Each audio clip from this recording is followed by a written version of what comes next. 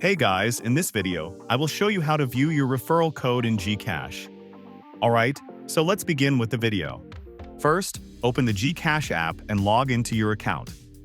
On the home screen, tap on the profile icon located at the bottom right corner to access your account settings. Next, scroll down through your profile page and look for the Referral Friend option.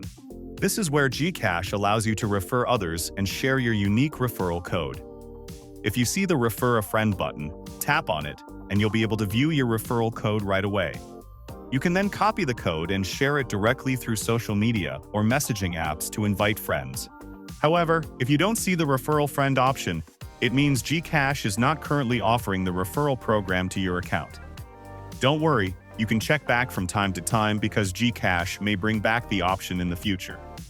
If available, you'll also be able to view your referral history, track successful referrals, and see any rewards you've earned from inviting others.